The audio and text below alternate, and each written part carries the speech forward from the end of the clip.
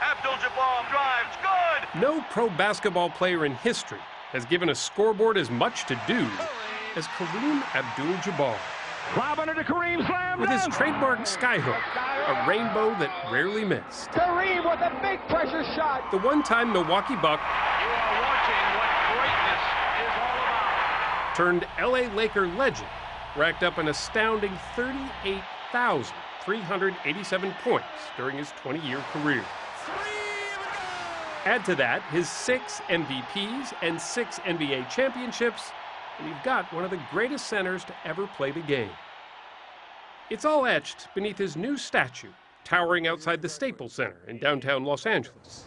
I was lucky to be able to play as long as I did. You know, I worked hard at my conditioning, and I didn't have anything else to do.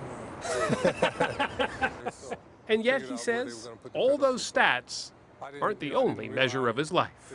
I think worrying about stats is like being petty. You did what you did, and yeah, and people appreciated it.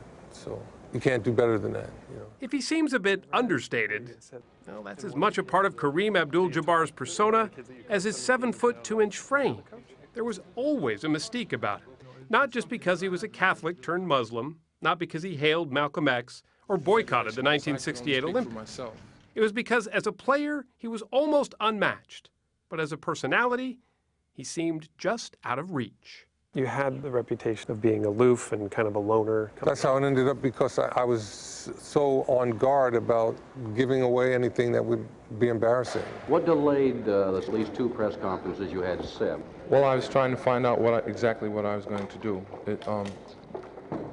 I'm not the most mature person in the world, and I was confused. As a result, he not only tried to avoid the press, but he usually avoided his fans, too.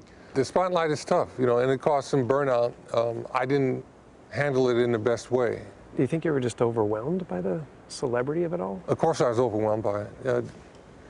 That's not for ordinary people. And your reaction to it was just to sort of... Withdraw. I withdrew. He's hardly withdrawn anymore. He just finished competing in the ABC reality show Splash, a diving competition that had new fans cheering, even his flops. For a guy in his mid-60s, it was an athletic achievement, especially given that just a few years ago, It just didn't feel right. It wasn't my he was told he had a very rare form of leukemia. You hear the word leukemia mentioned in conjunction with your name, it's a scary moment. So your first thought was probably just survival. Yeah, survival was the first thing. I was like really did not understand how much longer I was going to be living. He got treatment, and while he's not in remission, he's holding the cancer at bay, and now travels the country, giving hope to other leukemia survivors. Just keep doing what you've been doing, and you know, we're going to lick this thing. Since his retirement 23 years ago, promoting better education has become his passion. Good block, Willie. For all ages. We're honored and privileged to have the greatest player in the history of the game and the greatest Bruin. It all started here at UCLA. You can go back to your communities and make a difference. While he was one of the most dominant players in the NCAA, off the court, he took such an interest in English and history that he decided to major in both. Are these your folks at graduation? Proud day, huh? Proud day for me, yeah. I'm the first person in my family to get a college degree. He used it well. Kareem has since written more than 6 books, all highlighting the historical and cultural contributions of African Americans in everything from World War II to the invention of the light bulb. He's found a new audience for that skyhook of his, too. It's in a classroom. Those bags he's tossing out are bags of potato chips. A reminder to kids that one of their favorite snacks came from a scientist, not a sports hero or a celebrity. The potato chip was invented by a black American. His name was George Crumb. They all think they have to be LeBron James or Jay-Z or Denzel Washington, you know. They got to get beyond that.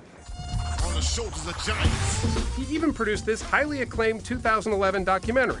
But I want to tell you guys about the best team you never heard of. It's the inspiring story of the Harlem Wrens, an all-black basketball team that the sporting world all but forgot.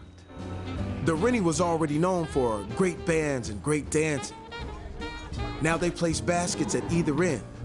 This was a dance floor, you slid. And when they moved the ball around, it was a show. They used to play here, at the Renaissance Ballroom on 138th Street in Harlem.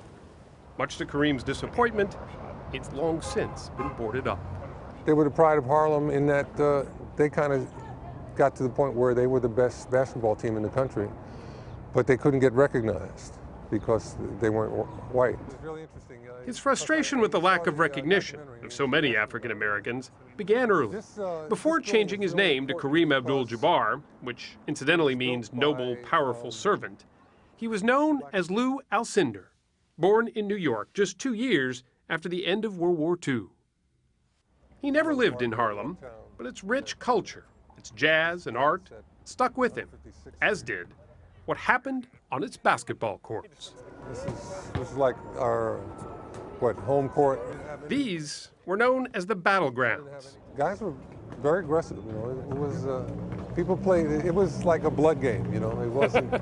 He made his mark here. What's your name, tough guy? And at his Catholic high school. But many still had their doubts. Everybody told me I was too skinny to make it in professional ranks.